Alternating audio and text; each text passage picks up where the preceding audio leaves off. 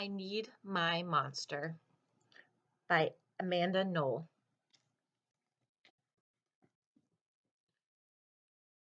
Tonight, when I looked under my bed for my monster, I found this note instead. Gone fishing. Be back in a week. Signed, Gabe. What was I going to do? I needed a monster under my bed.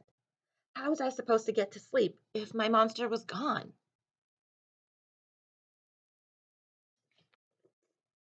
I tried to sleep, but it wasn't the same without Gabe. I missed his ragged breathing, his nose whistling, his scrabbling of his uncut nails. How would I ever get to sleep without Gabe's familiar scary noises and his spooky green ooze? It was no use. Gabe would be gone for a week, and I just had to have a monster. I climbed quietly out of bed so my parents wouldn't hear me. Grown-ups have some sort of strange ideas about monsters under beds. I knocked on the floorboards, then scrambled back under my covers. I waited nervously. Would a new monster appear? What would he be like? Would his snorting be as cheerful as Gabe's?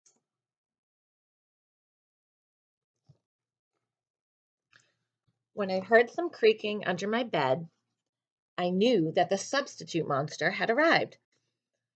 Good evening, said a low, breathy voice. My name's Herbert, and I will be your monster for the evening. Herbert? What kind of name is that for a monster? You don't sound scary at all. Have you ever even scared a kid before?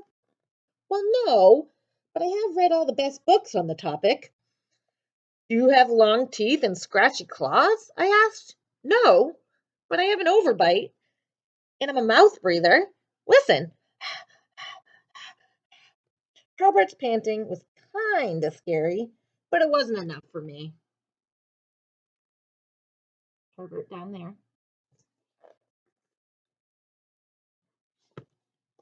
Listen, Herbert. I'm sorry. I just don't think this is gonna work.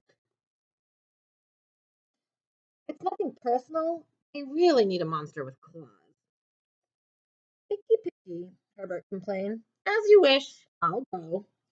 There was some more creaking, and then Herbert was gone.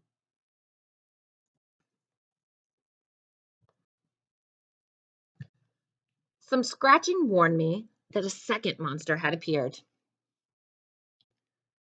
Good evening, he said in a high, silky voice. My name is Ralph. I understand you need a monster with claws. If you would please lean over, I will hold out an arm for inspection. I crouched on the edge of my bed, hoping to see a horrible, shaggy arm with sharp, ragged nails. Instead, I was surprised to see sleekly brushed fur with smooth, shiny claws. Excuse me, I don't mean to be rude, I asked, but is that nail polish on your claws? Yes, it is, Ralph replied. I believe professional monsters should always be well groomed. I could tell this wasn't going to work either. I'm sorry to disappoint you, Ralph, but I need a monster with scary claws, like Gabe's, I thought.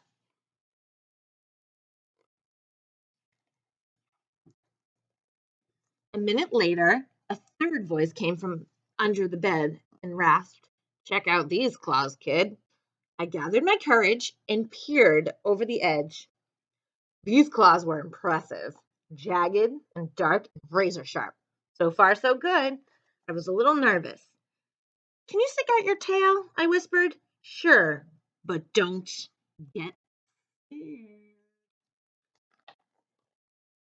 I peeked through my fingers at the slimy tail slithering over the foot of my bed, and that's when I noticed the bow. Oh, are you a girl monster? Of course I am, she snapped. I'm Cynthia. Do you have a problem with that? Yeah, I do, I admitted. I definitely need a boy monster. Boy monsters are for boys and girl monsters are for girls. Everybody knows that. Well, aren't you a picky one? She sniffed. And then she was gone.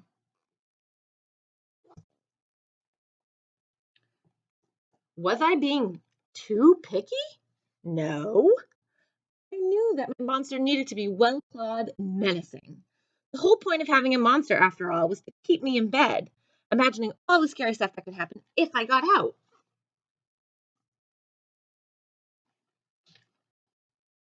Then I heard a shuffling noise and some slobbering. A fourth monster was under my bed. Hey, the name's Mac.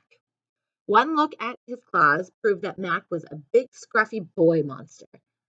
I shivered. Maybe this one would work out. Those are excellent claws. But do you have a long tail? I leaned over to see. No, my tail is stumpy, Mac slurped, but I do have an unusually long tongue. Why would I be afraid of a long tongue? I asked. Oh, I don't know, he said, trying to sound terrifying. You never know when I might lick you. I fell back on the edge of my bed, laughing.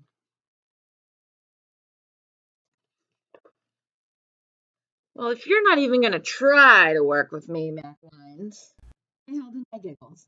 I really don't think you should send me away, he warned. Kids who reject 5 monsters in one night.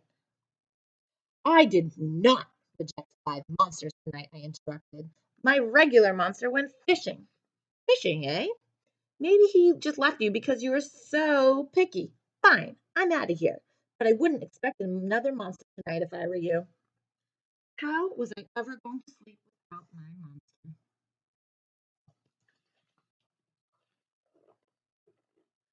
I was surprised to hear more creaking under the bed. Loud creaking, with scratching. I thought no more monsters were going to appear tonight, I said. Sorry, I'm late, kid. Whew, it was Gabe. I thought I would enjoy the fishing, but I didn't, he explained. The fish scare too easily. No challenge at all. You, however, are challenging, my friend. You're almost too old to be afraid of monsters. You keep me on my toes. Ah, toes, a delicious snack. The bed quivered as Gabe's stomach rumbled with hunger. Now, if you don't mind, I'd like to start the evening with an ominous puddle of drool. I peeked over the edge of the bed. Green ooze spread soundlessly from under the bed. Then the bed trembled as Gabe unfurled his spiked tail. He was daring me to guess where he might pop up. I shivered. So you had some substitute monsters tonight, Gabe said, sharpening his claws on my bedpost. Were you scared? Then Gabe started tapping. I could tell he wanted to know if I still needed him. No other monster can scare me like you. I giggled, diving under my covers and pulling them up tight. Filled the blanket, I heard Gabe's soft, comforting snorts. I knew it. We're made for each other, he growled. When my blanket started to slip across the bed, I knew Gabe was ready to eat. Now, if you could please stick out your foot, he said, I'd like to nibble your pinky. I yanked my blanket back up and scrunched my feet in so Gabe could not get them. No toes tonight.